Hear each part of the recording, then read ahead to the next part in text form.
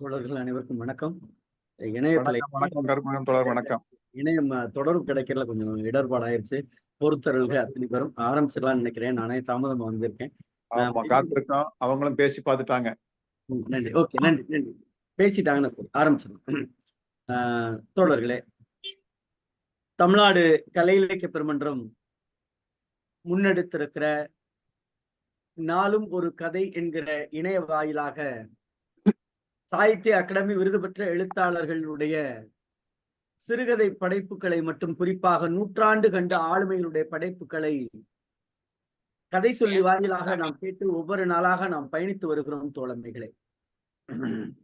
அந்த நிலையில் 24ஆம் நாள் நிகழ்வில் கீரா என்கிற மகத்துவத்தினுடைய கதையை கதை சொல்லி வாயிலாக நாம் கேட்க இருக்கிறோம் ஆளுமைகளே. கீராவை பற்றி சொல்ல வேண்டும் என்றால் சொல்லிக்கொண்டே போகலாம். படிப்பில் இடைநின்ற 7ஆம் வகுப்பில் படிப்பை நிறுத்திய கீரா மக்களையும் அவரது மொழியையும் அதில் உருவாக்கப்பட்ட கதைகளையும் தன்னெழுச்சியாகவும் உணர்வு பூர்வமாகவும் கற்று மக்களுக்கே திருப்பி தந்தவர் கீரா. அவரது 68 வயதில் தான்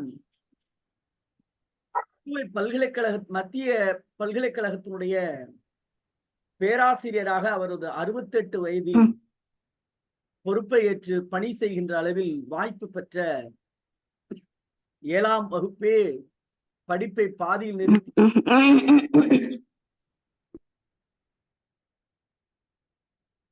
அப்படிப்பட்ட மகத்தான படைப்பாளினுடைய கதைகளைத்தான் நாம் ஒவ்வொரு நாளும் தொடராக நாம் கேட்டு வருகிறோம் ஆளுமைகளே.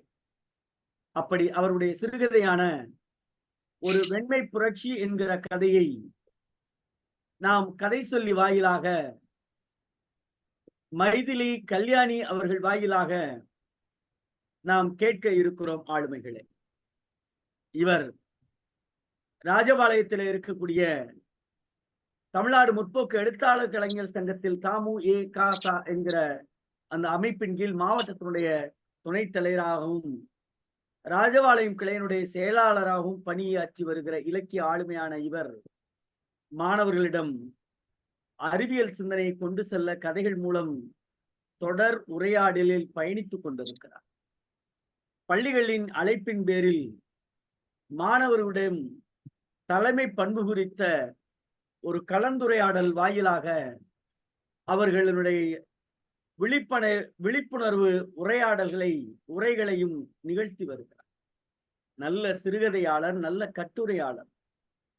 இன்னமும் ஒருபடி மேலே சொல்ல போனால் சிறுகதை தொகுப்பிற்கும் கவிதை தொகுப்பிற்கும் விமர்சனம் தருகிற நல்ல விமர்சகர். இன்றைய தினம் கீரா ஐயா அவர்களுடைய கதையான வெண்மை புரட்சி என்கிற கதையை கதை சொல்லி வாயிலாக பயணிக்க இருக்கக்கூடிய திருமதி மைதிலி கல்யாணி அவர்களை கதை சொல்ல வருமாறு தமிழ்நாடு கலை இலக்கிய பெருமன்றத்தின் சார்பாக தோழமையோடு அழைக்கின்றோம். தோழமையே வருக, கதை சொல்க. வணக்கம் தோழர். எல்லாருக்கும் வணக்கம் தோழர். இந்த வீடியோ ஆன் பண்ணிக்கிறீங்களா இல்ல வீடியோ ஆன் பண்ணிட்டேன் தோழர். இந்த ஒரு எழுத்துக்களையும் எழுத்தாளர்களையும் பாராட்டும் வண்ணமாக அம்மா உங்களுடைய முகம் தெரியலமா தோழர். அதுக்கு முன்னாடி இந்த தகவலை சொல்லிக்கிறேன். நம்ம ஏரியால இங்க பவர் ஷாடோன்னு யூபிஎஸ் அது சரியா போதுமான அளவு வெளிச்சம் இல்ல, அதனாலதான் நான் வீடியோ ஆஃப் பண்ணியிருக்கேன் தோழர். நன்றி தோழர், நன்றி. சரி, கேக்குது இல்ல தோழர் என்னுடைய குரல்? நன்றாக சரி. எழுத்துக்களையும் படைப்புகளையும் படைப்பாளர்களை கொண்டாடும் விதமாக கலை இலக்கிய பெருமன்றம் முன்னெடுத்திருக்கும் இந்நிகழ்விற்கு என்னுடைய நன்றியையும் வாழ்த்துக்களையும் முதல்ல இங்க பதிவு செஞ்சுக்கிறேன். இப்ப நான் சொகுசா இங்க உட்கார்ந்து எந்த சிரத்தையும் இல்லாம இந்த தளத்துல உரையாடுறேன்னா இதுக்கு பின்னாடி தோழர்களோட கடினமான உழைப்பு இருக்கும். அந்த உழைத்த தோழர்களுக்கும் கலை இலக்கிய பெருமன்ற நிர்வாகிகளுக்கும் தோழமைகளுக்கும் விருதுநகர் மாவட்ட தமிழ்நாடு முற்போக்கு எழுத்தாளர் கலைஞர் சங்கம் சார்பாக நன்றியையும் வாழ்த்துக்களையும் ஒரு முறை பதிவு செஞ்சுக்கிறேன். இப்ப இந்த காலகட்டங்கள்ல இலக்கிய தளத்திலையும் கலாச்சார பண்பாட்டு தளத்திலையும் நான் தான் பண்பாட்டு காவலர்கள்னு ஒரு அறவைக்காடு குரூப்பும் இளைஞர்களுடைய உணர்ச்சி பொங்குற மாதிரி அவங்களுடைய எண்ணங்களை உசுப்பேத்தி விட்டு அதன் மூலம் தன்னோட சுய லாபத்துக்காக குளிர்காயும் வீணர்களுக்கு மத்தியிலையும் இன்னைக்கு இளைய சமுதாயம் தடமாறி போயிட்டு இருக்கிற ஒரு காலகட்டத்துல காலம் நம்மை போன்ற இலக்கிய அமைப்புகளுக்கு இத சரி பண்ற கடமைய கையளித்திருக்கு. அந்த கடமைய சரிபர உணர்ந்து இது போன்ற தொடர் நிகழ்வுகளை நம் இலக்கிய தளத்துல இருந்து நம்ம செய்ய வேண்டியது இன்றைய காலத்தின் கட்டாயம்ங்கிறதையும் நம்ம இங்க பதிவு செஞ்சுக்கிறேன் தோழர். நம்ம போன்ற இலக்கிய அமைப்புகள் இதெல்லாம் சரி பண்ற பொறுப்பும் தார்மீக கடமையும் நமக்கு இருக்குங்கிற பேர்ல தான் இதெல்லாம் நம்ம முன்னெடுத்துட்டு இருக்கோம். முன்பு கு அழகிரிசாமி தோழருடைய 100 நாள் 100 கதைகள்னு சொல்லி ஒரு பெரிய நிகழ்வு முன்னெடுத்து அதோட வெற்றி திருவிழாவையும் கோவில்பட்டியில நடத்தி முடிச்சிருக்கீங்க. அதை தொடர்ந்து சாகித்ய அகாடமி விருதாளர் ஹீரா தோழர் அவர்களுடைய கதைய இங்க பரிமாறப்படுகிறது. இதோட முடிச்சிடாம இன்னும் படைப்பாளர்களையும் எழுத்தாளர்களையும் கொண்டாட வேண்டிய கடமையும் நம்மளுக்கு இருக்குங்கிறதையும் தோழர்கள் கிட்ட சுட்டிக்காட்டி இது இதோட முடிய கூடாது, முடியவும் நீங்களாம் விட மாட்டீங்க, இதுக்குரிய வேலைகளை தயார் நிலையில இருக்கிறீங்கிற ஒரு மகிழ்ச்சியையும் உங்ககிட்ட பகிர்ந்துகிட்டு இதை தொடர் நிகழ்வா முன்னெடுக்கணுங்கிற என்னுடைய கோரிக்கையும் தோழமைகள் கிட்ட பதிவு செஞ்சுக்கிறேன். கதைக்குள்ள வரேன் தோழர். இப்படிதான் ஆரம்பிக்கிறாரு. மாடு ஈன போகுதுன்னு தெரிஞ்சதும் குழந்தைகளுக்கும் பெரியவங்களுக்கும் குதூகலம் பொங்கி வழியுது. ஒரு கதைய ஆரம்பமே மகிழ்ச்சியோட ஆரம்பிக்கிறாரு. அதுக்கப்புறம் அந்த மகிழ்ச்சிக்குரிய காரணத்தை சொல்றாரு. இனி பாலுக்கு ஆளா பறக்க வேண்டாம், ஒரு வாய் மோருக்கும் ஊரெல்லாம் சுத்த வேண்டாம், மந்திரி ஆரம்பிச்சு வச்ச திட்டம் இது. இத கேட்டுட்டு பக்கத்து வீட்டு நானம்மா ஓடி போய் ஒரு பசுமாட்டை வாங்கிட்டு வந்துட்டாங்க. ஒரே ஓட்டம்தான், ஒரு கறவை பசுவை பிடிச்சிட்டு வந்துட்டாங்க. என்ன பிரயோஜனம்? பசுமாடு மட்டும் பாலை கிராம கூட்டுறவு டெப்போல வாங்க மாட்டாங்களாம் அப்படின்னு சொல்லிட்டாங்க. அதுக்கு என்ன காரணம்னா பசுமாட்டு பால்லாம் கொழுப்பு சத்து இல்லையா. இது என்னடா கொடுமையா இருக்கு? பசுமாட்டு பால்ல தானே அளவுக்கு மீறின தாது சத்தெல்லாம் இருக்குது, அதை எதுக்கு பால் டிப்போல கூட்டுறவு பண்ணையில வாங்க மாட்டேன்னு சொல்றாங்கன்னு நானம்மாக்கு ஒரே சந்தேகம். இது எளிய மனிதர்கள் அரசாங்கம் கொடுக்கிற பணத்தை வாங்கி ஆடும் மாடும் வாங்கிட்டு அதோட மட்டும் கடமை முடிஞ்சிருச்சுன்னு ஒதுங்கிக்க மாட்டாங்க. தான் வாங்கின கடனை திருப்பி கொடுக்கறதுக்கு தன்னால முடிஞ்ச சொல்லுவாங்களே தன் தலைய அடமானம் வச்சு கூட அந்த கடனை திருப்பி அடிக்கிறதுல முன்மரமா இருப்பாங்க. ஆனா இது எளியவர்களுக்கு மட்டும்தான் என்னமோ பொது புத்தியில போய் பதிஞ்சிருக்கு, வாங்கின கடனை திருப்பி கட்டணும். ஆனா பெரிய கார்ப்பரேட் முதலாளிகள் பல லட்சத்தை கடனை வாங்கிட்டு ஒரு மஞ்ச நோட்டீஸ் விட்டா அரசாங்கம் பல கோடியையும் தள்ளுபடி பண்ணிடும். சரி, இது ஒரு புறம் இருக்கட்டும். போய் அரசாங்கம் கொடுத்த பணத்துல நானம்மா போய் ஒரு பசு மாட்டை பிடிச்சிட்டு வந்துட்டாங்க. அந்த மாட்டுக்கு வாங்கின காசை எப்படி கழிக்கணும்னா பால் ஊத்தி பால் கூட்டுறவு பண்ணையில போய் டெய்லி பாலா கொடுத்து இந்த வாங்கின கடனை அடைக்கணும். ஆனா கூட்டுறவு பண்ணையில தான் பசும்பாலை எடுத்துக்க மாட்டாங்க, அதுல தேவையான கொழுப்பு சத்து இல்லைன்னு சொல்லிட்டாங்க. நானம்மாக்கு மனச போட்டு குழப்பி எடுத்துருச்சு. இது எங்க பசும்பாலை வாங்க மாட்டேன்னு சொல்றாங்களேன்னு ரொம்ப கவலை, குழம்பி ஆதங்கமா தீர்த்து முடிஞ்சிச்சு. ஒரு அமைச்சர் தான் இந்த திட்டத்தை முன்னெடுத்து பசுவை பார்ப்போம் நாட்டை பாதுகாப்போம்ங்கிற ஒரு வசனத்தோட ஆரம்பிச்சாரு. இதனடா இப்படி இருக்குதுன்னு நானம்மாக்கு குழம்பி போயிருச்சு. இந்த இடத்துல பசுவை பேணு நாட்டை பேணுன்னு ஒரு வார்த்தைய ஹீரா அவர்கள் எழுதியிருப்பாங்க. இந்த காலகட்டங்கள்ல அவர் இப்ப இந்த பசுமாட்டு பேர்ல நடக்கிற கொலைகள் எல்லாம் பார்த்தாருன்னா ஐயா அந்த வார்த்தையை கண்டிப்பா எழுதியிருக்க மாட்டாருன்னு என்னுடைய எண்ணம். சரி, இப்படி புலம்பிட்டு வேற என்ன செய்ய முடியும்? யார்கிட்ட போய் கோவப்பட முடியும்? ஆதங்கத்தை யார்கிட்ட காட்ட முடியும்? போய் அந்த பசுமாட்டை 1க்கு 3/4 வித்து ஒரு எரும மாட்டை வாங்கிட்டு வந்துட்டாங்க. அந்த எரும மாடும் செனை வச்சுதான் இருக்கு, கொஞ்ச நாள்ல கண்ணு போடும். அதை வாங்கிட்டு வீட்டுக்கு சேர்றதுக்குள்ள அந்த அம்மா பட்டப்பாடு, அது கட்டுக்குள்ளேயே இருந்திருக்கும் போல இருக்கு அந்த எரும மாடு. கையில கிடைச்சோன்னே விட்டுச்சு ஒரு ஓட்டம். அத ஓடி ஆளா பறந்து தேடி திருப்பி வந்து கட்டுக்குள்ள அடைக்கிறதுக்குள்ள நானம்மாக்கு இந்த பிறவி ஜென்மமே அப்பா போதுண்டாங்கிற அளவுக்கு படுத்தி எடுத்துருச்சு. அது மட்டுமா, அது என்ன பண்ணும், தண்ணிய பார்த்தா உள்ள போய் உட்கார்ந்துக்கும். கண்ணு மட்டும் தெரியும். தெரியற மாரி முகத்த வச்சுக்கிட்டு, உள்ள சுத்தி நடக்கிற நிகழ்வுகள் எல்லாம் பார்த்துக்கிட்டு, தண்ணில இருந்து சாமானியத்துல எழுந்து வராது. ஏன்னா நேரத்துக்கு பால் கறக்க டிப்போக்கு கொண்டு போகணும்ல, வேலை கிளம்பி வராது. அதுக்கு சடையன தான் தாங்கணும். "டேய் சடையா, போய் அந்த மாட்ட கொஞ்சம் பத்திட்டு வாடான்னு" சொல்லணும். அவன் இல்லாத அன்னைக்கு பெரும் பாடா ஆயிடும். அந்த மாட்ட அந்த குளத்துக்கு தண்ணியில இருந்து வெளிய கொண்டுட்டு வர்றதுக்கு. என்ன செய்ய முடியும் அந்த அம்மாக்கு? கல்ல தூக்கி வீசி எறிஞ்சா, அந்த கல்லு தூக்கி வீசி எறியிற நேரம் காவல்காரர் வந்துட்டாருன்னா, "ஏத்தா, ஏம்மா உங்களுக்கு கல்ல தூக்கி வீசி குளத்துல எல்லாம் கல்லா நிரப்ப போறியா?" அப்படின்னு அந்த காவல்காரர் திட்டுவாரு. அதையும் தாண்டி கல்ல வீசி எறிஞ்சா, அந்த முதலாளி, பெரிய முதலாளி வந்து கைய பிடிச்சுக்குவாரு. கைய பிடிச்சுட்டு, அவரோட குளம் அது இல்லதான். ஆனாலும் அந்த குளத்த தான் அவர் லீஸுக்கு எடுத்திருக்காரு. தண்ணி வத்துனோன்ன அந்த மண்ண எடுத்து அவர் விக்கிறதுக்காக அந்த குளத்த லீஸுக்கு எடுத்திருக்காரு.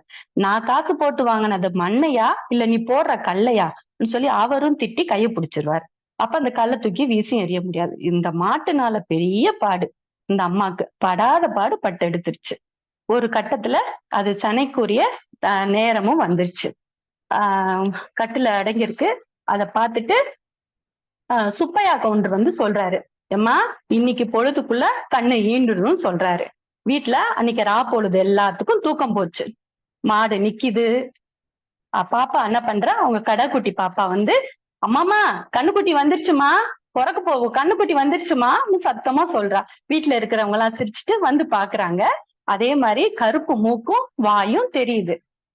அதோட முன்னங்காலும் தெரியுது. தெரிஞ்சோடனே எல்லாரும் ஆசையா பாக்குறாங்க. மாடு எழுந்திருக்குது. அடுத்த மாடு எந்திரிச்சிருது. எந்திரிச்சோடனே கண்ணுக்குட்டி உள்ள போயிடுது.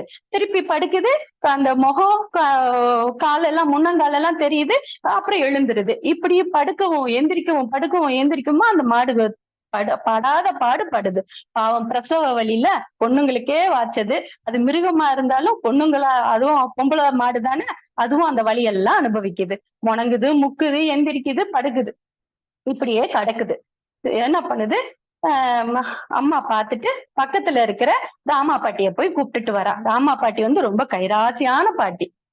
என்ன பண்றா, கூட்டிட்டு வந்தோடனே மாட்டுக்கு பங்குவ பாக்குறா. ஆனா பாட்டி அலட்டிக்கவே இல்லை. வரா, அவளோட சுருக்கு பையில இருக்கிற வெத்தலையை எடுக்கிறா. அதுவும் கொழுந்து வெத்தலையா எடுக்கிறா, தொடக்கிறா. அது முனியெல்லாம் கிள்ளி போட்டுட்டு வாசமா வத்தலைய போட்டு மின்னிட்டு அந்த பருத்தி மாற எடுத்து, அது பெருக்கு மாற எடுத்து அந்த இடத்தெல்லாம் தூத்து விட்டுட்டு, அந்த ஈரமா இருக்கிற இடத்துல குப்பை கூலையெல்லாம் எடுத்து நிறைச்சு அதையெல்லாம் பக்குவம் பார்த்துட்டு, அதுக்கு போய் கண்ணுக்குட்டிக்கு போய், "ஏன் இப்படி பண்ற, உன் குட்டி ஐயெல்லாம் குடிச்சிச்சுன்னா கஷ்டமா இருக்கும்ல" அப்படின்னு மாட்டுக்கிட்ட சொல்றா. சொல்லிட்டு அந்த கிராமத்துல இருக்கிறவங்க எல்லாம் தன்னோட வளர்ப்பு பிராணிகளை அவங்க வீட்டு குடும்ப உறுப்பினர்களாவே பார்ப்பாங்க. அதுக்கெல்லாம் பேர் வச்சிருப்பாங்க. நம்ம வீட்டுல கூட தாத்தா இருக்கிறப்ப 2 மாடு இருந்தது. ராமோ லட்சுமி எல்லாம் பேர் வச்சு நாங்க கூப்பிட்டது. இந்த பாட்டி மாட்டுக்கிட்ட பேசுறது மாதிரி தாத்தா எல்லாம் பேசி நானும் கேட்டிருக்கேன். பாட்டி போய் மாட்டுகிட்ட பேசுறா, "ஏன் இப்படி பண்ற, உன் குட்டி ஐயெல்லாம் குடிச்சிச்சுன்னா அதுக்கு கஷ்டம் தானே" அப்படின்னு பாட்டி கேக்குறா. கேட்டுட்டு அதை தடவி விட்டுட்டு அத அந்த முன்னங்காலையும் அந்த மூக்கையும் வாயும் சேர்த்து பதமா புடிச்சு இதமா ஆட்டி அந்த கண்ணுக்குட்டியை வெளியே எடுத்து போடுறா. போட்டோன்னே எல்லாத்துக்கும் சந்தோஷம். அப்பா கேக்குறாரு, மாட்டை அவுத்து விட்டுருவோமா, சொத்த பொறுங்க அண்ணாச்சின்னு சொல்லிட்டு அதுக்கு வெந்நீர் வச்சு மாட்டை இதமா குளிப்பாட்டி அந்த கண்ணுக்குட்டி கால்ல வந்து அந்த பொய் குழம்புன்னு சொல்லுவாங்கல்ல, அந்த பாதத்துல இருக்கும் இல்லையா, அதை கத்தி எடுத்து அப்படியே வெட்டி வெட்டி வெட்டி அந்த கண்ணுக்குட்டிக்கு மேல வைக்கிறா. அதுக்குள்ள அம்மா மாடு என்ன பண்ணுது, தன்னோட குட்டி மேல இருக்கிற அந்த ஐயெல்லாம் நாக்காலேயே தடவி எடுக்குது. தடவி தடவி தடவி தடவி தடவி எடுக்குது. அந்த கண்ணுக்குட்டி மேல அந்த கால்ல இருக்கிற அந்த குழம்ப கத்தியால வெட்டி அந்த கண்ணுக்குட்டி மேல பாட்டி வைக்கிறா. பாட்டி வச்சோன்னா அது நல்ல ஆசையா, அதுக்கு ஒரு வர்ணன வார்த்தை சொல்லியிருப்பாரு கீரா. அந்த செவ்வாப்பிள்ளையார் கொலக்கட்டை இருக்கும் இல்லையா, வெள்ளையா, அதே மாதிரி இருக்கு அந்த குழம்பு. அது அதை எடுத்து ஆசையா சாப்பிடுதான். பாட்டி சொல்றா, இதுதான் உனக்கு பத்திய மருந்து, சாப்பிடு சாப்பிடுன்னு மாட்டுக்கிட்டையும் உரையாடல முடிச்சுக்கிட்டு பாட்டி என்ன பண்றா, அவ வந்த வேலையெல்லாம் முடிஞ்சிருச்சு. ஆனா அந்த நஞ்சு கொடின்னு சொல்லுவோம் இல்லையா, அது விழுகிறதுக்கு ரொம்ப நேரம் ஆகுது. நைட் எல்லாம் பொறுத்து பாத்துக்கிட்டே இருக்காங்க. விடிய காலையில தான் அது விழுகுது. அது வெந்தோடனே அந்த அந்த கருப்பட்டி சிப்ஸுங்கிற இப்பெல்லாம் நாங்க இப்ப வர பிள்ளைங்களுக்கு எல்லாம் அது என்னன்னு தெரியாது. அப்படி ஒரு பொருள் இருக்கே மறைஞ்சிருச்சு. இந்த கருப்பட்டி சிப்ஸம் போட்டு வைக்கிற அந்த ஓலை கூடை இருக்கும். அந்த கூடையில அதோட நஞ்சு கொடிய போட்டு பால் மரத்துல போய் கட்டிட்டு வான்னு நம்ம இந்த கதையின் நாயகன், குட்டி நாயகர், அவர் பேரு தர்மர், அவர்கிட்ட கொடுத்து விட்டுறாங்க. அவரும் போய் அந்த பால் மரமா பாட்டுட்டு கட்டிட்டு வந்துட்டாரு. பாட்டி சொல்லிட்டு போறா, நல்லா அந்த சீம்பால பீச்சி விட்டு, இந்த பூமாதேவி நீ குடிச்சுக்கோ பாலன்னு சொல்லி தரையில பீச்சி விட்டுட்டு கண்ணுக்குட்டி வாயில போய் கைய வைக்கிறா. அந்த கண்ணுக்குட்டி சப்புது. என்ன பால் வருதான்னு பாட்டி கேக்குறா. கேட்டுட்டு அந்த மடிய கொண்டுட்டு போய் கண்ணுக்குட்டி வாயில வச்சு பாலை புகட்டிட்டு வீட்டுல இருக்கவங்ககிட்ட எல்லாம் சொல்றா, இது குடிக்கிற வர குடிக்கட்டும், மிச்சத்தை பிள்ளைகளுக்கு சீம்பால் காய்ச்சி கொடுன்னு சொல்லிட்டு பாட்டி கிளம்பிடுறான். போயிடுற அந்த சீம்பால் அத ஒரு வர்ணனை கொடுத்திருப்பாரு ஐயா.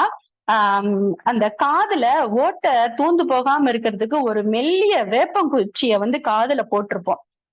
அதே மாதிரி அந்த வேப்பங்குச்சி மாதிரி மெல்லியதா அந்த சீம்பால், முதல் சீம்பால் மஞ்ச கலர்ல தரைய தொட்டுச்சுன்னு போட்டிருப்பாரு.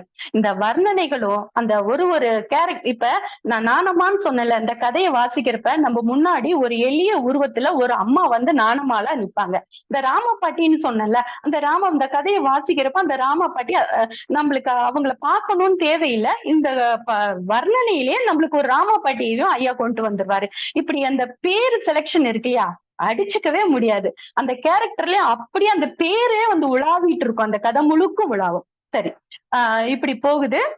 3 நாள் கழிச்சு போய் கடனை பாலை ஊத்தி கடிக்கணும் இல்லையா, அந்த டிப்போக்கு எடுத்துட்டு போவாங்க.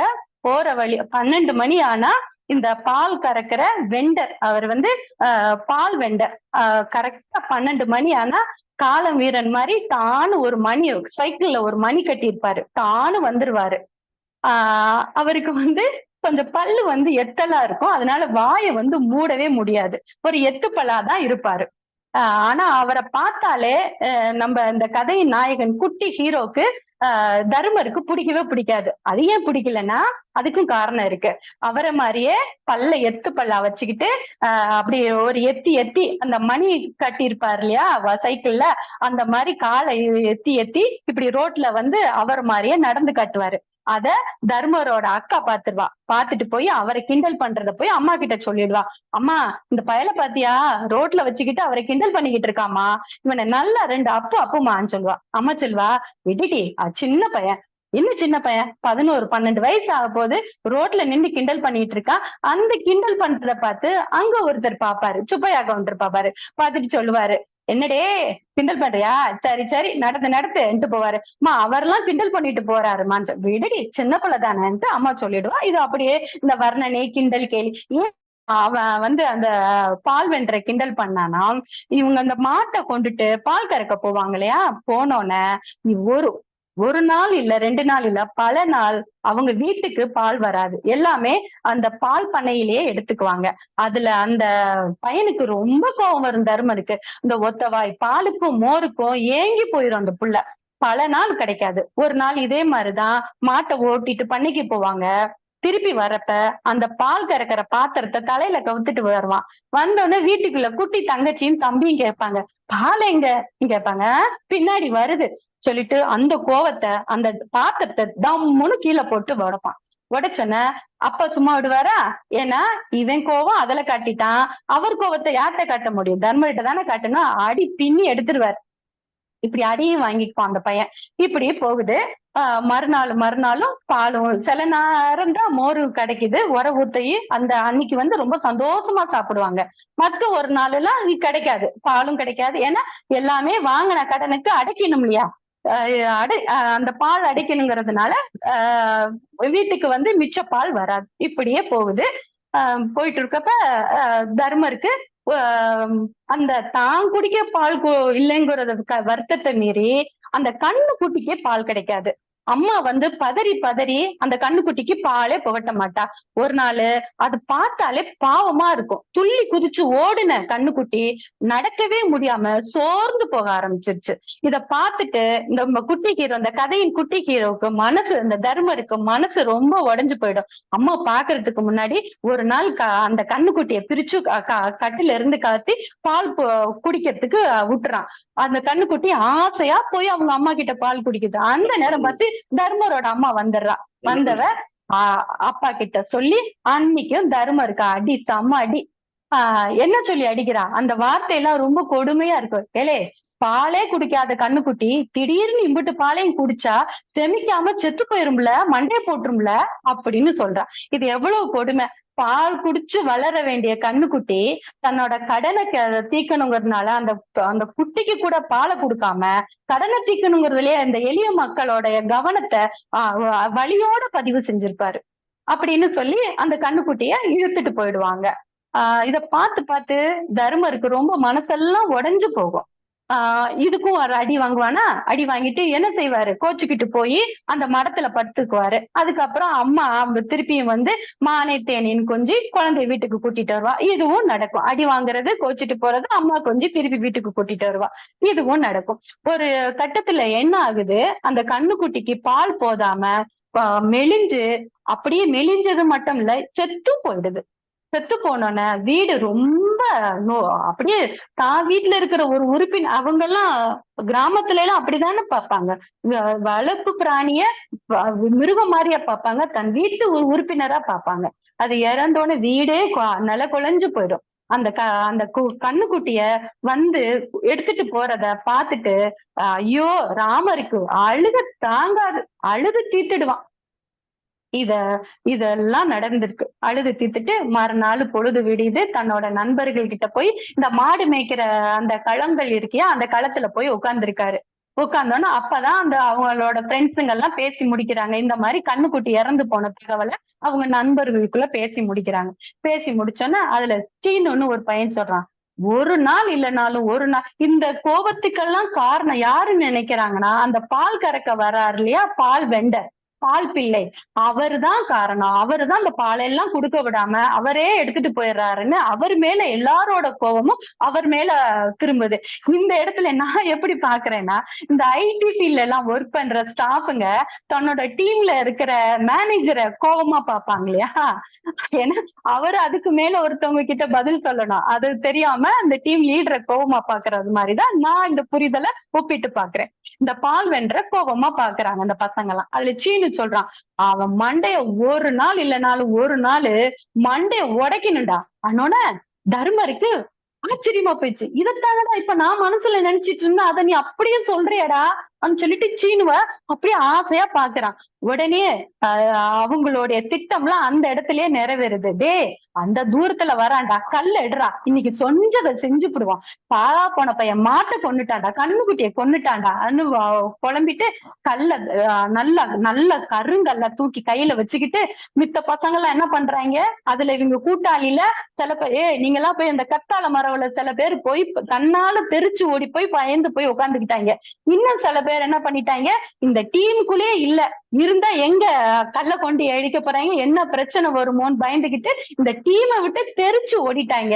ஏன்னா சுதந்திர போராட்டத்திலேயே கலந்துக்காத குரூப்பே இங்க இருக்கிறப்ப இந்த போராட்டத்துல எல்லாரும் வந்து கலந்துக்கணும்னு அந்த பசங்களுக்கு தோணல பாருங்க, போயிட்டாங்க. இது ஒண்ணும் பெரும் குற்றம் இல்லை. அந்த தெரிச்சு போனவங்கள மன்னிச்சு விட்டுறலாம். ஏன்னா சுதந்திர போராட்டத்துல கலந்துக்காதவங்களே இன்னைக்கு நம்ம நாட்டுக்குள்ள இருக்கிறாங்க. அவங்க சுதந்திரத்தை தேசியத்தெல்லாம் பேசுறதெல்லாம் நம்ம அந்த கொடுமையெல்லாம் கேட்டுட்டுதான் இருக்கோம். சரி, போயிடுறாங்க. தர்மர் நல்லா குறி பார்த்து அந்த வென்று மேல ஒரு கல்லு தூக்கி வீசி எறிறாப்புல. ஜஸ்ட் தலையில படுறதுக்கு பதிலா அவருக்கு கேன்ல விழுந்து, கேக்குதா தோழ? ஹலோ, சரி. அந்த கேன்ல பால் தெரிச்சு அந்த பால் கல்லு பட்டு சிஸ்டத்துல எதுவும் ஓபன் பண்ணிருக்கீங்களா? ஏதோ ஓபன் ஆகிற மாதிரி இருக்கு. அதுதான் கேட்டேன். என்னமோ ஸ்ட்ரக் ஆகுது தோழர் எனக்கு. ஓகே ஓகே ஓகே ஓகே இப்போ ஓகே. ஓகே. என்ன ஆகுது, பால் எல்லாம் சிந்திடுது. அவர் திரும்பி அந்த வென்று பாக்குறாரு, இவன் தான் கல்ல வச்சு எரியறாங்கிறது தெரிஞ்சுக்கிட்டாரு. லாவகமா சைக்கிள்ல பேலன்ஸ் பண்ணி நேரா ஊருக்குள்ள போயிடுறாரு. ஊருக்குள்ள போனா அடுத்தது என்ன ஆகும்? பஞ்சாயத்தை கூட்டுவாங்கல்ல, பஞ்சாயத்தை கூட்டிடுறாரு. எல்லாரும் வராங்க. அந்த நாட்டாம எல்லாரும் ஊரே கூடி நிக்குது. ஊரு கூடி நின்றா இந்த பையன் என்ன பண்றான்? சொல்லிடுறாரு. அந்த தருமரும் தைரியமா ஆமா நான் தான் செஞ்சேன்ங்கிறத தன்னோட தவற பயந்து பின்வாங்கல. ஆமா நான் தான் செஞ்சேன். ஏன்னா இவன் அவ்வளவு கொடுமைப்படுத்திருக்கான், என் கண்ணுக்குட்டியை கொன்னுட்டான், எனக்கு ஒரு வாய் பால் கொடுக்கலன்னு தைரியமா தன்னோட அங்க நியாயத்தை பேசுறான். அந்த நேரம் நம்ம நாட்டாம அம்பலக்கார நாயக்கர் இதெல்லாம் பாக்குறாரு. பாத்துட்டு அந்த சின்னவன் மேலையும் கோவப்பட முடியல. ஏன்னா அவரும் சின்ன வயசுல இருக்கிறப்ப இந்த மாதிரி லீலைகள் எல்லாம் பண்ணி இருக்கிறவர் தான். அதனால ஒரு மெல்லிய சிரிச்சுக்கிட்டு நம்ம தர்மர் மேல அப்படியே ஆசையா அன்பா தோல் மேல கைய போட்டுக்கிட்டு அப்படியே கூட்டிட்டு போய் அந்த கூட்டத்துல இருந்து கொஞ்சம் விலகி ஏழை அப்படி செஞ்சோன்னா தன்னோட ஆதங்கத்தெல்லாம் சொல்றான். ஆமா கண்ணுக்குட்டி இறந்துருச்சு, எங்களுக்கு ஒரு வாய் பால் கூட ஒரு மோர் கூட கிடைக்க மாட்டேங்குது, அப்புறம் இவனை என்ன செய்ய? அவருக்கு அப்படியே மனசு ரொம்ப பாரமாச்சு. ஒரு சின்ன பயலுக்கு இத்தனை கொடுமைகளும் கண்ணுல பட்டிருக்கு பாருன்னு வருத்தப்பட்டுட்டு என்ன செய்ய முடியும்? இந்த அம்பலக்கார நாயகர் உண்மையிலே எல்லாம் தெரிஞ்ச நாட்டாம பஞ்சாயத்து கூடுதுன்னு நான் பயந்துட்டேன். அந்த கதையை வாசிக்கிறப்ப ஐயோ சின்ன பிள்ளைக்கு ஏதாவது தண்டனையை கொடுத்துருவாரான்னு. ஏன்னா தப்பே செய்யாத அகலியைக்கு ஒரு நாட்டாம கல்லாப்போன்னு சபிச்சுட்டு போனார்ல, அது மாதிரி இங்க எதுவும் நடந்துருமோன்னு ஒரு பயத்தோடதான் அடுத்த கட்டத்தை நான் வாசிச்சேன். ஆனா இந்த நாயக்கர் நம்ம சந்திர சூட்டு மாதிரி ஏதோ கொஞ்சம் எல்லாமே தெரிஞ்சவரா இருப்பாரு போல இருக்கு. அவன் மேல தோல்ல ஆசையா அரண்மப்ப கைய போட்டு, ஏட்டி இதெல்லாம் அவன் பண்ணல, அவனோட வேலையும் இது கிடையாது, இது அவன் செய்யல, அதை நீ புரிஞ்சுக்க. அந்த குழந்தைக்கு என்ன புரியும்? அப்படிங்கிற வார்த்தை ஒரு வரிய மட்டும் சொல்லிட்டு இவனுக்கும் தண்டனை கொடுக்க முடியல, அவரையும் மேலையும் கோச்சுக்க முடியல. நடுவுல என்ன பண்றாரு? துண்டை எடுத்து தோல்ல போட்டுக்கிட்டு எல்லாத்துக்கும் முன்னாடி நடுவுல நின்னு அவங்க தர்மரோட அப்பா கிட்ட, ஐயா பிள்ளையார் கோயிலுக்கு போய் ஒரு தேங்காய விடலை போட்டுரு, இதுதான் அவரோட ஜட்ஜ்மெண்டா இருக்கு சொல்லிட்டு துண்டை எடுத்து தோல்ல உதறி போட்டுட்டு யாரையும் பார்க்கல, அப்படியே குனிஞ்சுக்கிட்டே நடைய கட்டிட்டாரு. அங்க பால் வென்றோம் தருமர் மட்டும் 2 பேரும் முறைச்சுக்கிட்டே நிக்கிறாங்க. அப்படி கதை முடியுது. இந்த கதை மூலமா இந்த கதையோட அடுத்த தளம் என்னவா ஆகுங்கிறத என்னோட கருத்தை மட்டும் பதிவு செஞ்சுட்டு அதோட நிறைவு செஞ்சுக்கிறேன் தோழமைகளே. இந்த கதையோட பலம் மோகன்தாஸ் கரம்சந்த் காந்தி அவர்களை உலகமே கொண்டாடுற மகாத்மா காந்தியாக மாற்றுவதற்கு தூவப்பட்ட விதைகளின் முதல் கரு எதுன்னு பார்த்தோம்னா அவருடைய சிறு வயதுல கேட்ட ஹரிச்சந்திரங்கிற ஒரு நாடகம் தான். அந்த நாடகம் தான் அவரை அந்த நிலைமைக்கு கொண்டுட்டு போகணுங்கிறது நம்மளுடைய வரலாறு சொல்லுது இல்லையா? இந்த கதைகள் கேட்கிற குழந்தைகள் எல்லாருமே மகாத்மாவாக ஆயிருவாங்களான்னு ஒரு கேள்வி என்கிட்ட முன்னு வச்சா அது முடியாதுங்கிறத ஹானஸ்டா என்னால ஒத்துக்க முடியும். ஆனா இன்னொரு ஒரு செய்திய அடிக்கோடிட்டு சிகப்பு மையிட்டு நான் அடிக்கோடிட்டு வலுவா சொல்றேன். நம்மளுடைய கதை கேட்டு வளர்ற குழந்தைங்க எல்லாம் மகாத்மாவாக முடியலனாலும் மகாத்மாவை கொலை செய்யும் கோட்சேவாக ஒரு பொழுதும் உருவாக மாட்டார்கள்ங்கிறது என்னுடைய திண்மையான எண்ணம். அதையும் இங்க பதிவு செஞ்சுட்டு எனக்கு வாய்ப்பளித்த முறைக்கு தோழமைகளுக்கு மீண்டும் ஒரு முறை நன்றி சொல்லி நன்றி, வணக்கம். நன்றி தோழமையே. மிகப்பெரிய ஒரு கதையை ஒரு விவாத போக்கில் கதையை நடப்பு கால கருத்தியலோடு பின்னி பிணைத்து கதையை ஒரு ஏற்ற இறக்கத்தோடு கதையில் உங்களுக்கு இருக்கக்கூடிய அந்த அடிமனத்தில் இருக்கக்கூடிய இந்த சமூகத்தின் மீது இருக்கக்கூடிய விழிப்புணர்வு தொடர்பான தாக்கங்கள் குறித்து ஒரு ஒப்பீட்டு ஆய்வு போல இந்த கதையை கொண்டு சென்ற விதம் மிக மிக மிக அருமை தொடங்கியது. உண்மையிலே சொல்லுகிறேன், ஒரு நல்ல பசியோட இருக்கும், நல்ல ஃபுல் மீல்ஸ் பிடிச்சமான சாப்பாடு கிடைச்சா சாப்பிட்டு முடிச்ச பிறகு அப்பா ஏன்னா நல்ல ஒரு சாப்பாட்டு ரசி, நிறைய சாப்பிட மாட்டேன், கொஞ்ச நேரம் சாப்பிடுவேன், நல்ல சாப்பாட்டு ரசி, எப்படி அந்த உணர்வு இருக்குமோ அதே போல தங்களுடைய கதை சொல்லிய விதம் இங்க இருக்கிற எனக்கு மட்டும் இல்லை, இங்க இருக்கிற அத்தனை பேருக்கும் ஒரு மிகப்பெரிய ஒரு மன நிறைவு தந்திருக்கிறது தோழமை. அதற்காக தமிழ்நாடு கலை இலக்கிய பெருமன்றத்தின் சார்பாக நெஞ்சம் நிறைந்த வாழ்த்துக்களையும் பாராட்டுகளையும் தெரிவித்துக் கொள்கிறோம் தோழமைகள். ஒரு அன்பான வேண்டுகோள். நிறைய ஆளுமைகள் புதியோர் இணைந்திருக்கிறீர்கள். யாராவது பின்னூட்டம் ரவீந்திர பாரதி ஐயா, சிவசுப்பிரமணியன் தோழர் சொன்ன பிறகு யாராவது பின்னூட்டம் சொல்ல வேண்டும் விருப்பப்பட்டால் கையை உயர்த்துகிற அந்த அடையாள குறியீடை பதிவு செய்யுமாறு கேட்டுக்கொள்கிறோம். வழக்கம் போல் பின்னூட்டத்தால் பெருமை சேர்க்கிற கவிஞர் ரவீந்திர பாரதி ஐயா அவர்கள் பின்னூட்டம் தருமாறு அழைக்கின்றோம்.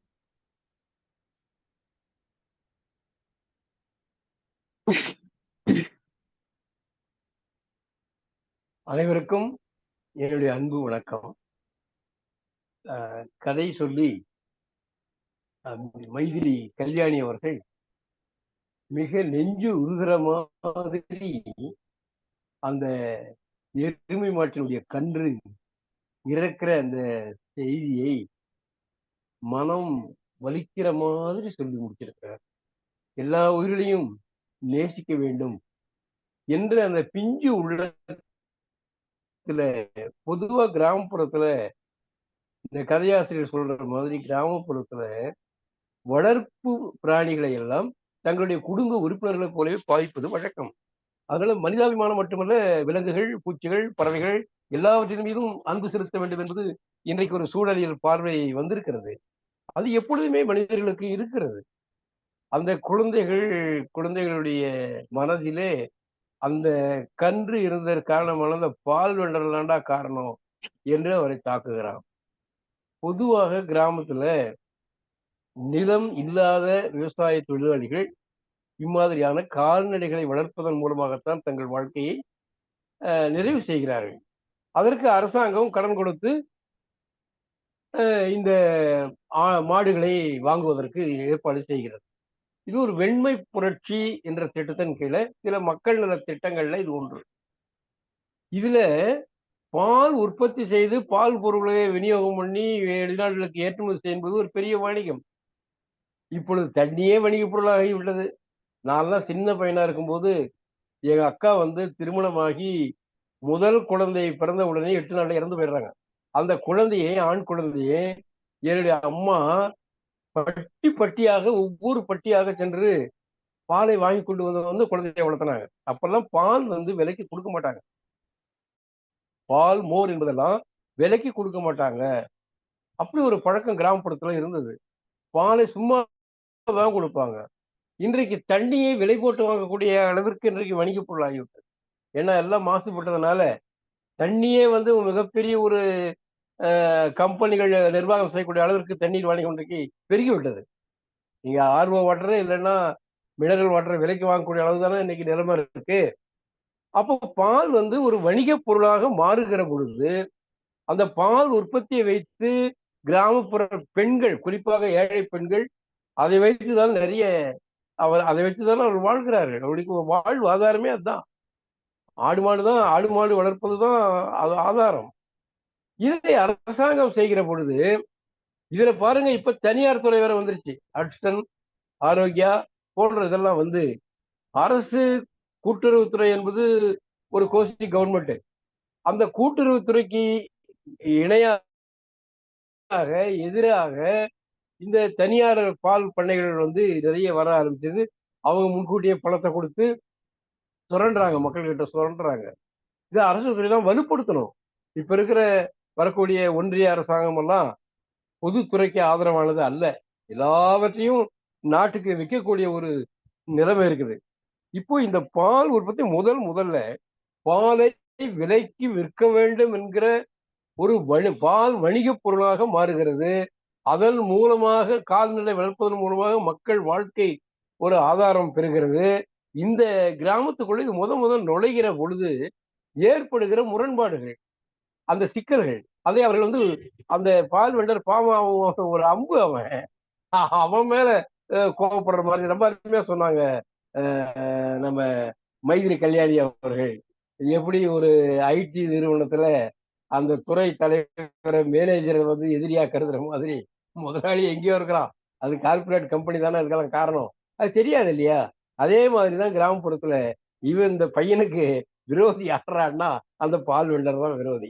அது ஒரு கூட்டுறவு முறையின் மூலமாக ஏற்படுகிற பொழுது இந்த புதிய முறைக்கு மக்கள் பழக தொடங்குகிற பொழுது ஏற்படுகிற முரண்பாடுகள், வளர்ச்சியில் ஏற்படக்கூடிய சிக்கல், வளர்ச்சியில் ஏற்படக்கூடிய முரண்பாடுகள், இந்த முரண்பாட்டை பதிவு செய்திருக்கிறார். எல்லா வளர்ச்சியிலுமே புதிதாக வருகிற பொழுது முரண்பாடுகள் வரத்தான் செய்யும். இப்போ ரூபா, அணா, பைசான்னு இருந்தது அந்த காலத்துல. மெட்ரிக் முறையில ரூபா, பைசா என்று வந்துச்சு. அது வந்த உடனே என்னாச்சு? என்னாச்சு? அதுக்கெல்லாம் இதே பாட்டு, நாட்டுப்புற பாடல்கள்லாம் எழுத ஆரம்பிச்சிட்டாங்க. இந்த ரூபா, அணா, பைசா வந்தா நாட்டுல ரொம்ப பெரிய பிரச்சனை வருதுன்ட்டு அதை எதிர்த்து எப்பொழுதுமே ஒரு புதுமை வருகிற பொழுது அதை எதிர்ப்பது என்பது சமூகத்துல வரும். அது முட்டி மோதி, முரண்பாடுகள் மோதி தான் வளர்ச்சி ஏற்படும். அப்போ தொடக்க நிலையில இந்த பால் உற்பத்தி என்கிறது வருகிற பொழுது அதை ஒட்டி கிராமப்புறத்தில் கூடிய பெண்களுடைய வாழ்வாதாரங்களுக்கு ஒரு வாய்ப்பு இருக்கிற பொழுது கூடவே புதிதாக வந்த இந்த வளர்ச்சியை அவர்கள் ஏற்றுக்கொள்ள முடியாமல் ஏற்படக்கூடிய முரண்பாடுதான் இந்த கதை. ஆனா அந்த முரண்பாட்டினால் தானே வளர்ச்சியே வரும். ஆக இன்றைக்கு நான் முதலே சொன்ன மாதிரி தண்ணீர் விலை பொருளாகுது. யாரா வந்தாங்கன்னா தண்ணி கொடுக்கறதுக்கு கூட யோசனை பண்ண வேண்டியதா இருக்குது. வீட்டுக்கு யார் வந்தாலும் முதல்ல தண்ணி கொடுப்பாங்க, அப்புறம் மோர் கொடுப்பாங்க. ஆனா இன்னைக்கு அந்த தண்ணி கொடுக்கறது கூட யோசனை பண்ண வேண்டியதா இருக்குது. அதுவும் பிரயாணம் போது தொடர் வண்டியிலேயோ பேருந்திலேயோ பிரயாணம் பண்ணும்போது யாராவது தண்ணி கேட்டாங்கன்னா நம்ம கொடுக்கறதுக்கு மனசே வராது. அந்த அளவிற்கு இன்றைக்கு வணிக மயம் ஆகிவிட்டது இந்த உலகம். அத அந்த தொடக்க காலத்திலேயே பால் வணிக பொருளாக மாறுகிற காலத்திலேயே அது ஏற்படக்கூடிய அந்த கிராமத்துக்குள் அது நுழைகிற பொழுது உண்டாகிற முரண்பாடு அருமையாக பதிவு செய்து இருக்கிறார் நம்முடைய ஹீரா அவர்கள். நல்ல கதை, அருமையான கதை. நம்ம மைதிலி கல்யாணி அவர்கள் கதை முழுக்க அருமையாக, அவருடைய முகத்தை பார்க்க முடியவில்லை, அவங்களுக்கு அந்த ஒரு தொழில்நுட்ப பிரச்சனை இருந்தாலும் அவர்கள் குரல் வழியாக நாம கேட்டு ரசிக்கும்படியாக இருந்தது. அவர்களுக்கு என்னுடைய வாழ்த்துக்கள், நன்றி. இந்த வாய்ப்புக்கு நன்றி. எல்லோருக்கும் நான் வழக்கமாக சொல்கிற பொழுது தமிழ்நாடு கலை இலக்கிய பெறுகின்ற பொறுப்பாளர்கள் அனைவரும் வாழ்க. ஏன்னா மிகப்பெரிய தமிழ் தொண்டு நாம செய்து கொண்டிருக்கிறோம். மகிழ்ச்சி, நன்றி, வாழ்த்துக்கள். நன்றி தோழமையே. அடுத்ததாக தோழர் சிவசுப்பிரமணியன் அவர்கள். உங்களுக்கு கேமரா தோழர் சிவசுப்பிரமணியன் தோழர் மாறி இருக்கு. எப்படி சொல்றது, நேரம் தெரியல, மாத்தி வைங்க. இப்ப சரியா இருக்குன்னு நினைக்கிறேன். மைக் ஆன் பண்ணிக்கலாம்.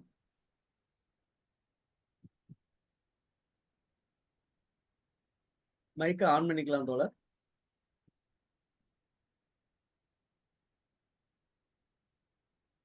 சிவசுப்பிரமணியன் தோழர் என்னாச்சு? வழக்கமா தயாரா இருக்கக்கூடியவர் என்ன ஆகிவிட்டது இருக்கு? இல்ல கொஞ்சம் கொஞ்சம் இணைய பிரச்சனை. தோழர்கள் அனைவருக்கும் வணக்கம்.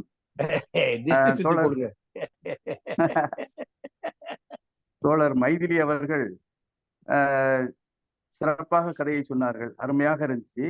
அவர் எப்போதுமே கதையை நல்லா விமர்சிப்பவர், நல்ல செயற்பாட்டாளர். கருத்துக்களை இடதுசாரி கருத்துக்களை அங்கங்கே தூவி சென்றார். அது ரொம்ப அருமையா இருந்துச்சு. இந்த பொதுவா இந்த வீட்டு வளர்ப்பு பிராணிகளை நம்மளுடைய குடும்ப உறுப்பினராகத்தான் கருதுவோம். அது ரொம்ப அருமையானது. நான் 2 எருமை மாடு நாங்க வச்சிருந்தோம். நானும் எங்க அம்மா அதை பராமரிக்கிறது. அப்பா வந்து நான் பிறந்த சில மாசங்கள்ல இறந்துட்டாரு. ஒரு எருமை மாடு இறந்ததும் நானும் எங்க அம்மாவும் அழுதது சொல்லி மாளாது, அவ்வளவு தூரம் அழுதும். அது அது உண்மை. குடும்ப உறுப்பினராக கருதுவது உண்மை. இந்த பசுவை பேணி நாட்டை பேணு அப்படிங்கிறது வெறும் மந்திரம். அது ஆட்சியாளர்கள் செய்த தந்திரமும் கூட. அவ்வளவுதான். நாடு உனக்கு என்ன செஞ்சதுன்னு நீ நினைக்காம, நான் நாட்டுக்கு நீ என்ன ஏதாவது செய்ய அப்படிங்கிற மாதிரி சொல்லுது. பிறகு கீரை அந்த கதையில நிறைய சொற்களை, இந்த மாடு தொடர்பான சொற்களை நிறைய சொல்லியிருக்காரு. வவ்வா தொலி மாடா, கழுத்துல ஆரம் இருக்கிற மாடா இது பண்ணணும் அப்படின்னு சொல்லியிருக்காரு. பிறகு அந்த கத்தி வந்து கூட சம்பர கத்தி அப்படின்னு சொல்லியிருக்காரு. ரொம்ப அருமையான சில பராமரிப்பு முறைகள், அறிந்து கொள்ளக்கூடிய செய்திகளையும் அருமையா சொல்லியிருக்காரு கீரா. இந்த கண்ணுக்குட்டியை வந்து பசுவோ எதுனாலும் சரி, அது பிறந்ததும் அந்த ஆய்ங்கிறதெல்லாம் இது பண்றதுக்கு அது மாடு வந்து கண்ணுக்குட்டிய நாக்காலேயே குளிப்பாட்டிடுது. அதுதான் இந்த ஒரு செயல்.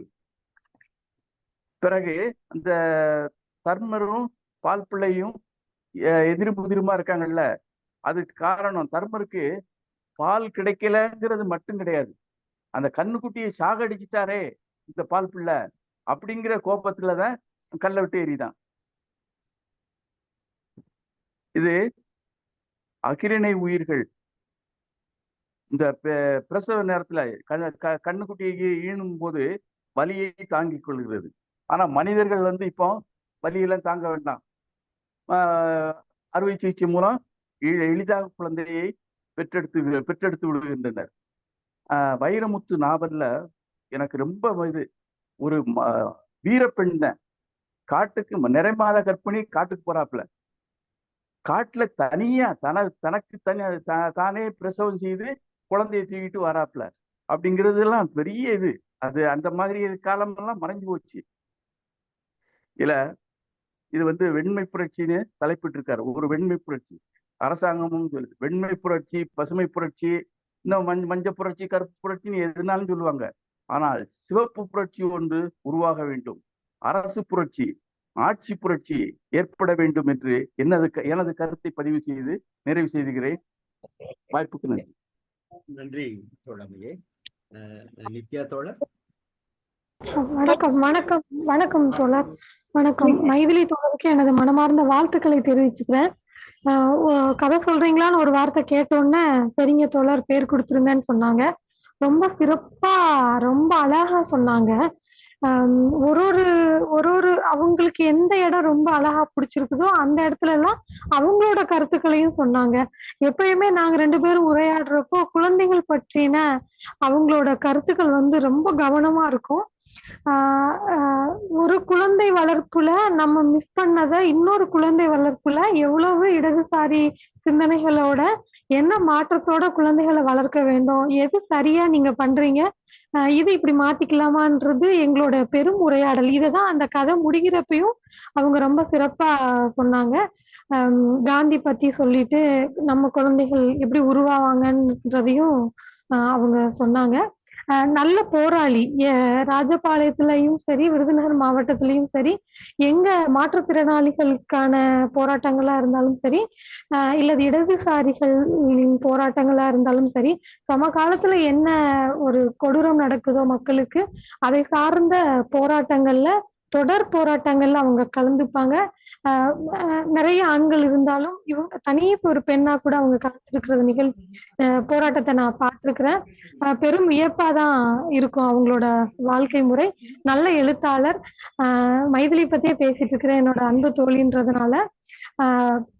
அதே மாதிரி அவங்க கிராமம் சார்ந்து விவசாயம் சார்ந்து மாடு வளர்ப்பு அந்த சார்ந்து அவங்க இன்னைக்கு பேசினாங்க.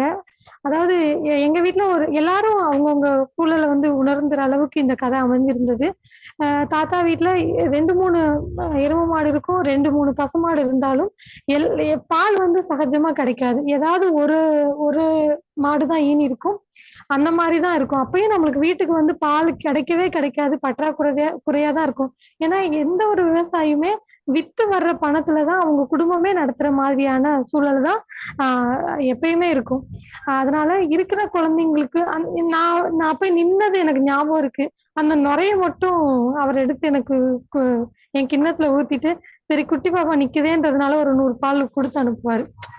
அப்படிலாம் தான் இருக்கும். அப்படியேதான் வாழ்க்கை. கீரா அவர்கள் வந்து ஒரு எப்படி இவ்வளவு நுணுக்கமா கவனிச்சிருக்கிறாரு, அதை அழகா பதிவு பண்ணிருக்கிறாரு. ரொம்ப வியப்பாதான் இருக்குது. சாதாரண மக்களோட சமூக சூழலையும் சேர்த்து நம்ம நாடு எந்த சூழலுக்கு போயிட்டு இருக்கிறது அப்படின்றத கூட நம்ம புரிஞ்சுக்கலாம். அப்படியான ஒரு சிறப்பான கதையா இருந்தது. சிவசுப்பிரமணியன் தோழர் பதிவு செஞ்ச மாதிரியான மகப்பேறு அதெல்லாம் நான் பார்த்திருக்கிறேன். உண்மையிலேயே அதுல வந்து 10க்கு 5, 6 சரியா இருக்கும். ஒரு 4 பேர் இறந்துருவாங்க. அதையுமே அந்த அந்த காலம் இருக்கிற சமூகம் வந்து ஏத்துக்குச்சு. நம்ம வந்து ஏத்துக்கிட்டோம். இறந்துட்டா 4 குழந்தை இருக்கு நம்ம வளர்ப்போன்ற சகஜமான இடம் கூட முந்தி இருந்தது. இப்ப வந்து இறப்பு விகிதம் ரொம்ப கம்மி. நவீன உலகம் வர வர இறப்பு விகிதம் கம்மி. மாடுகள் ரொம்ப குறைவாவே இருந்தாலுமே இப்ப இறப்பு விகிதம் வந்து கம்மிதான். சிறப்பான கதை. தமிழ்நாடு கலை இலக்கிய பெருமன்றத்துக்கு எனது மனமார்ந்த நன்றிகளையும் வாழ்த்துக்களையும் சொல்லிக்கிறேன். இதன் ஒருங்கிணைப்பாளர் அனைவருக்கும் எனது நன்றியையும் வாழ்த்துக்களையும் தெரிவிச்சுக்கிறேன். நன்றி மைதிலி. நன்றி தோழர். நன்றி தோழமையே. மைதிலி கல்யாணி அம்மா, நான் உங்களுக்கு நிறைவா வாய்ப்பு தர்றேன் அம்மா. இல்ல எதுவும் சொல்லணும்னா சொல்லுங்கம்மா. பேராசிரியர் ஒண்ணு சொல்லுங்க. தோழர் மைதிலிக்கு பாராட்டுகளும் வாழ்த்துக்களும் சொல்ல ஏற்பட்டு போச்சு. செல்லாது. நன்றி, மிக்க மகிழ்ச்சி. வேறு யாராவது பின்னூட்டம் தரீங்களா? ஓகே, நன்றி அம்மா. நிறைவா மைதிலி கல்யாணி அம்மா பேசலாமா? இல்ல தோழர், எல்லாம் பேசிட்டேன். இல்ல, நிறைவான கருத்து நிறைவா, ஏன்னா பொதுச்செயலாளர்கிட்ட போறேன். நிறைவான கருத்து எதுவும் சொல்லணும்னா நன்றி சொல்லதான் தோழர். நித்யா தோழர் நட்பு அவங்க மூலமா தான் இந்த வாய்ப்பு வந்தது. அவங்களுக்கு ஒரு நன்றி சொல்லதான் தோழர். மற்றபடி ஒண்ணும் இல்ல தோழர். சிறப்பு தோழர். நன்றி தோழர். மைதிலிக்கு வாழ்த்துக்கள். ஹலோ, பாண்டி செல்வி அம்மா பேசுறாங்கம்மா. மைதிலி அம்மா. நன்றிம்மா. நன்றிம்மா. மைதிலி நல்லா சொன்னீங்க. அந்த கிராமத்துல அந்த கேரக்டர் பேசுற மாதிரியே உங்களோட குரல், அந்த ஒவ்வொரு கேரக்டருக்கும் ஒவ்வொரு விதமான அந்த குரல் வளம் வந்து உங்ககிட்ட அந்த கதையில சொல்லும் போது வந்தது. ரொம்ப சிறப்பா அந்த எரும மாடெல்லாம் ஞாபகப்படுத்துனீங்க. ரொம்ப நாள் ஆச்சு குழந்தையில நாங்க பார்த்தது ஞாபகம். எரும மாட்டை பால்லாம் அந்த அந்த கிராமத்துக்கு அந்த சூழலுக்கு அந்த கதை எழுதி இருக்கிறத வந்து எங்களையும் அங்க கூட்டிட்டு போனதுக்கு ரொம்ப நன்றி. கலை இலக்கிய பெருமற்றத்துக்கும் இந்த வாய்ப்பு கொடுத்ததுக்கு ரொம்ப நன்றி. நன்றி தோழமே.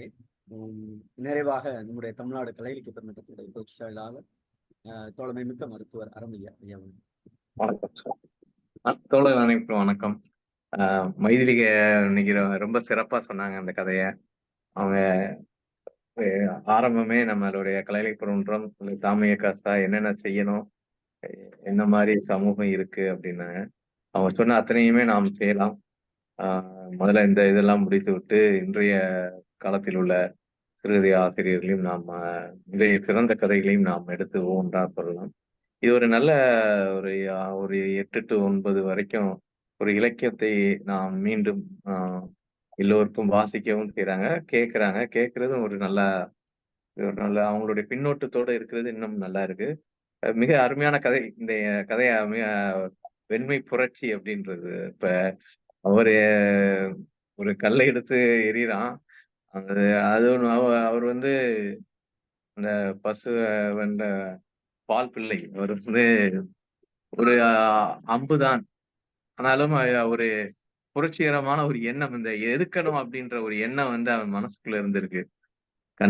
மாடுக்கு கண்ணுக்குட்டிக்கு பாலும் விட மாட்டேங்கான். அப்படி பால் கொடுக்க விடாம விட்டு கொண்டுட்டான். நமக்கும் பாலும் மோரும் கிடைக்கலையே அப்படின்ற ஒரு கோபம். அது இந்த கிராமங்கள்ல அப்பாவுக்கு போறப்பெல்லாம் அந்த மாடு ஈன்றப்ப ஒரு பெரிய வேடிக்கையா பார்த்துட்டு இருக்குது. ஆடும் அது மாதிரி ஆடு ஈனும்போது ஒவ்வொரு குட்டியா வர்றது. அந்த எருவு மாடை பத்தி மிக அருமையா விளக்கியிருப்பார் கீழே. எருவு மாடு யூரின் போறதெல்லாம் அந்த கம்மா கணத்துக்குள்ளதான் அப்படின்றது. அப்ப அந்த அப்ப ஒருத்தர் வந்து அவர் இருந்தா தான் அந்த எருவு மாடு வெளியே வரும் அப்படின்றது. அவனை போய் அடிச்சு வரட்ட சொல்லுவாங்க. அப்புறம் இந்த கல்லை கொண்டு எரியறப்ப அந்த முதலாளிக்கு கோவம் வரும். ஏன்னா அவர் தான் மண்டல் மண்ணை அள்ளக்கூடியவங்க. கரம்பு மண் உள்ள மண்ணை விவசாயிகள் வந்து அள்ளி அவங்கவுங்க நிலத்துல போட்டுக்கிடுவாங்க. அந்த மாதிரி அவருக்கு வந்து நான் என்ன கல்ல அல்லவா அப்படின்றது அதெல்லாமே ஒரு வேற கதையினுடைய உள் ஓட்டங்களோட சொல்லியிருப்பார். நீ கீரா பொதுவா வந்து என்னுடைய குரு ஆசிரியர்கள் அவர் முதல்ல வந்து எனக்கு சங்கீதம், அரசியல், அதுக்கப்புறம் தான் இலக்கியம் என்பார். இன்னும் கூட சொல்ல ஒரு பறவையின் 2 இறக்கைகளை போல ஒரு இயக்கத்திற்கு அரசியலும் இலக்கியமும் இரு இறக்கைகளை போன்றது என்பார் கீரா வந்து.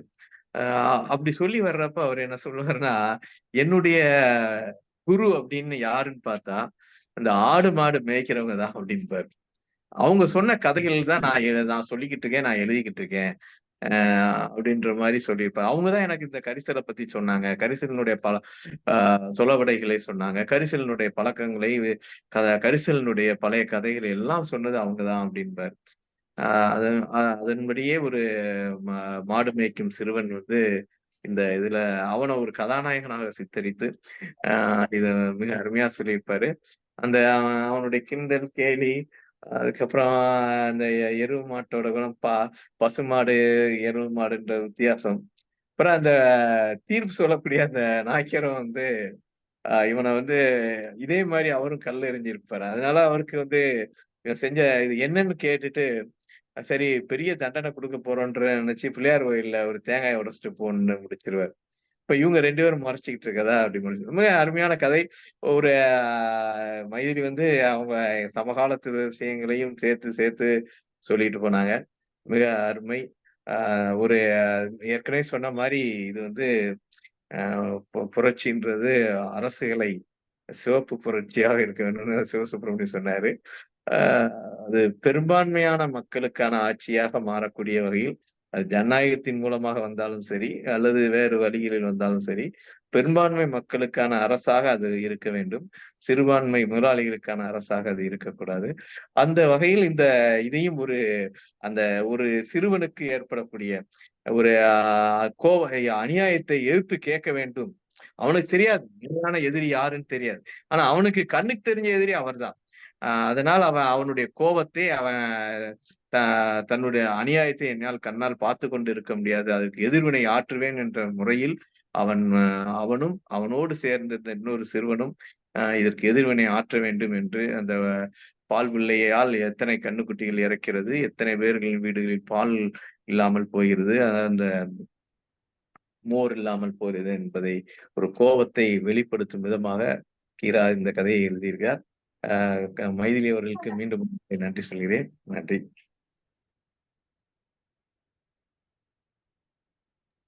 நன்றி பொதுச்செயலாளர் அவர்களே, மிக்க மகிழ்ச்சி. பதிவு பின்னூட்டம் பார்த்துடலாம். சங்கரநாராயணன் தோழர், வாங்கிய கடனை திருப்பி செலுத்த வேண்டும் என்பது பொது புத்தியில் குறைந்திருப்பது எளியவர்களிடம் மட்டும்தான் அருமையான கருத்து.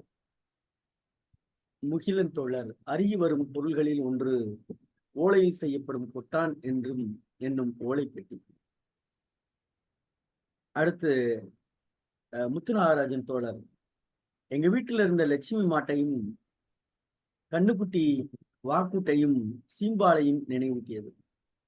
ஊர் மந்தையில் இருந்த பால் பண்ணையில் பால் ஊற்றியதற்கான பதிவேட்டையும் நினைவூட்டிய கதை சொல்லிக்கு நன்றியும் மகிழ்ச்சியும், கதை சொல்லிக்கு பாராட்டும் வாழ்த்துக்களும் அப்படின்னு போட்டிருக்காங்க.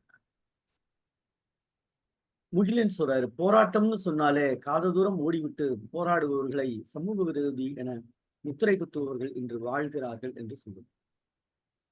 சங்கரநாராயணன் தோழர், சுதந்திர போராட்டத்துல கலந்துகிட்டவங்க சும்மா இருக்கல, ஆண்டுகிட்டு இருக்க. முகிலன் தோழர், அதிகார வர்க்கத்தில் இருக்கும் ஒருவர் செய்யும் தவறுக்கு குரலற்ற ஒருவரோ பலரோ தண்டனை பெறுவதோ அல்லது தண்டனை ஏற்றுக்கொள்வதோ இன்னும் தொடர்கிறது. பாண்டிச்சேரி அருமை மைதிலி வாழ்த்துக்கள், அழகான உரையாடல். சங்கரநாராயணன் தோழர், கதை சுட்டும் நீதிகளோடு அருமையான சொல்லல், கதை சொல்லலுக்கு வாழ்த்துக்கள் அப்படின்னு போட்டிருக்காங்க. அடுத்ததாக கேலக்சியில இருந்து அதுல இருந்து கதை சொல்லலுக்கு வாழ்த்துக்கள் போட்டிருக்காங்க. சங்கரநாராயணன் தோழர், பால் விலைக்கு கொடுக்கப்படாத காலமும் தண்ணீர் விலைக்கு விற்கப்படும் காலமும் மேனால் பொதுச் செயலாளர் அருமையாக ஒப்பீடு அருமைன்னு போட்டிருக்காங்க. பத்மாபுர தோழர், அருமை அம்மா, வெண்மை புரட்சி கள்ளமில்லாத வெள்ளை மனம் கொண்ட பாலகனின் இரக்க உணர்வையும் சமூக நோக்கில் உரியவர்களுக்கு சேர வேண்டியது சேராமல் வேறொருவருக்கு அனுபவத்திற்கு செல்வதும், உரிமையுடையவர் ஆதாரம் இழந்து உயிரையும் இழப்பதும் ஒப்பீடு அருமை அம்மா. பாவம் ஓரிடம் பழி ஓரிடம் என்பது தாயின் பணத்தாசை. பால் கொள்முதல் செய்பவரின் பேரில் சிறுவனின் கோபம் இடப்பெயர்ச்சி அடைவதன் வழியாக விளக்கப்படுவது அருமை அப்படின்னு. அடுத்து சங்கரநாராயணன் தோழர், புதுமைகளுக்கு எதிர்ப்பு எப்போதும் உண்டு. பாபநாசம் நீர் மின்சார நிலையம் அமைக்க முடிவு செய்யப்பட்ட போது நீரின் சத்தையெல்லாம் உறிஞ்சிவிட்டு சத்தற்ற சக்கை நீரை வைத்து விவசாயம் எப்படி செய்ய முடியும் என தாமிரபரணி நீர்ப்பாசன பகுதியில் ஒரு எதிர்ப்புணர்ச்சி பரப்பப்பட்டது என ஆய்வாளர் தோமுசி குறிப்பிடுவார். முகிலன் தோழர் அதிகாரத்திற்கு எதிராக கல்லறியும் செய்தியை கேட்கும்போது கர்ணன் திரைப்படத்தின் இடைவேளைக்கு முன்பாக காட்சியும் அதை நினைவூட்டி அவர் பதிவு செய்திருக்கிறார். அப்படி பதிவு பின்னூட்டம் தந்த தோழமைகள் அத்தனை பேருக்கும் தமிழ்நாடு கலை இலக்கிய பெருமன்றத்தின் சார்பாக தோழமை சார்ந்த வாழ்த்துக்களும் பாராட்டுகளையும் தெரிவித்துக் கொள்கிறேன். தோழமை, நாளைய கதைக்கு போயிடலாமா? போயிடலாம். நாளை கதை பலம். கதை சொல்லி ரேவதி. இந்த நிகழ்வை முகநூலில் நேரலை செய்வதும் இதை ஆரம்பிப்பதும் இதை யூடியூபில் பதிவேற்றம் செய்யக்கூடிய ரேவதி அவர்கள் நாளைக்கு சொல்வார்கள். நன்றி பொதுச் செயலாளர் அவர்களே. ஒரு வெண்மை புரட்சி என்பது காலமாக இன்று நாம் இலவசமாக இயற்கை தந்த வரங்களை அனுபவிப்பது கூட, இன்னும் அடுத்த தலைமுறைகள் கூட அதுவும் பணமாக்கப்படும். குறிப்பாக நாம் சுவாசிக்கிற காற்றிற்கு கூட அரசாங்கம் கட்டணம் மாதம் தோறும் செலுத்த வேண்டும் என்கிற சூழல் வந்தாலும் ஆச்சரியப்படுவதற்கில்லை. காரணம், தண்ணீரை நாம் இலவசமாக உண்டு மகிழ்ந்து பருகி மகிழ்ந்த காலமெல்லாம் மலையேறிவிட்டது. விலை கொடுத்தால் தான் கிடைக்கும் என்கிற கலாச்சார போக்கில் நாம் வாழ்ந்து கொண்டது. தண்ணியே விலை கொடுத்து வாங்கும்போது பாலை வாங்காம இருக்க முடியுமா? ஆனால் ஒவ்வொரு மாற்றத்தின் போதும் குரல்கள் ஒலிக்கின்றது. ஆனால் அந்த குரல்கள் யாருக்கு கேட்க வேண்டுமோ அவர்களுக்கு கேட்காமலே போகிறது. அது எப்படி என்றால், தீர்ப்பு சொல்லுகிற தேங்காய் கதைதான். தீர்ப்பு என்னவோ தேங்காய் உடைத்தால் போய்விடும் என்கிற ஏதோ ஒரு விஷயத்திற்காக, ஏதோ ஒரு சின்ன பெரும்பாலும் அரசாங்கங்கள் மக்கள் மீது, எந்த அரசாங்கமா இருந்தாலும் சரி, மக்கள் மீது எது ஒரு ஒரு ஒரு ஒரு புதகரமான விஷயத்தை செலுத்த போகிறது என்றால் வேறு ஒரு சம்பவம் நிகழ்த்தப்படும் அல்லது நிகழ்த்தப்படுகிறது அல்லது நிகழ்கிறது. எனக்கு தெரியல, அந்த வார்த்தை எப்படி சொல்லணும்னு தெரியல. ஆனால் எது உயர்த்தப்படுகிறதோ அதை மறந்துவிட்டு வேறு ஒரு சம்பவத்தை நாம் பேசிக்கொண்டு எதை பேச வேண்டுமோ அதை தொலைத்து விடுகிறோம் தோழமைகளை. அதுபோலத்தான் வெண்மை புரட்சி, அதுபோலத்தான் பென்ஷன் திட்டங்களும். பென்ஷன் திட்டம், புதிய பென்ஷன் திட்டம் அமல்படுத்துகின்ற பொழுது குரல்கள் ஊங்கி விழித்திருந்தார். புதிய பென்ஷன் திட்டம் அமல்படுத்துகின்ற பொழுது ஒரு போராட்டம் மிக இந்திய அளவில் ஒரு வலுப்பெற்றிருந்தார். அது யாருக்கோ இடப்படுகிறது, நமக்கு இல்லை என்று ஒதுங்கி இருக்கின்ற காலத்தின் விளைவாக அவர்களது பிள்ளைகளும் அவருடைய பேரன் பேத்திகளும் அந்த கொடுமையை எதிர்நோக்குகின்ற உலகத்தில் வாழ்ந்து கொண்டிருக்கிறோம். இதுதான் யதார்த்தமான உண்மை. அதை மைதிலி கல்யாணி அவர்கள் ஆங்காங்கே பொது உடைமை சித்தாந்தத்தோடு, பொது உடைமை வாழ்வியலோடு பதித்து இந்த கதையை கொண்டு சென்ற போக்கு என்பது மிக அருமையாக இருந்தது.